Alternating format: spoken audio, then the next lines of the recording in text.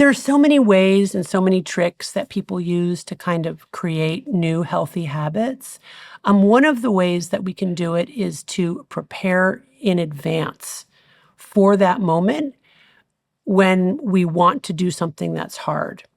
Because if we wait till that moment to decide whether or not to do something that's hard, we almost always choose not to do it.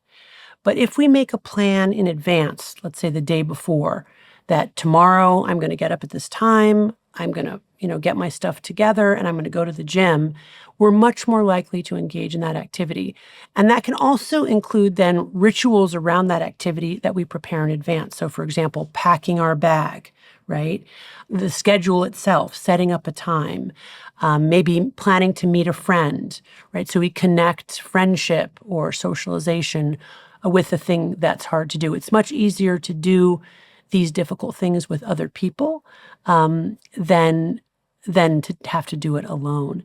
How does that link to the pain side of the balance, or does it at all link to the pain side of the balance? This idea that if I put my clothes out the night before and I schedule it and I really plan for it, it's reducing the pain involved, and that's going to increase the probability of the behavior occurring? Is that what you're saying, or is there something else, or is it not linked to it? I don't think so. I think instead, the prefrontal cortex is the large gray matter area right behind our foreheads that's so important for future planning and delayed gratification, also for autobiographical narrative.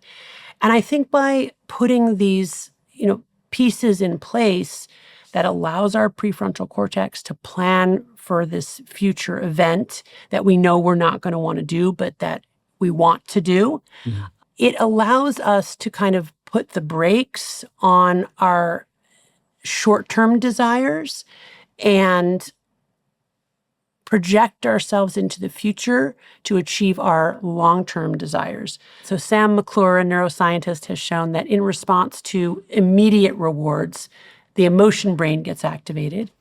In response to long-term rewards, the prefrontal cortex gets activated.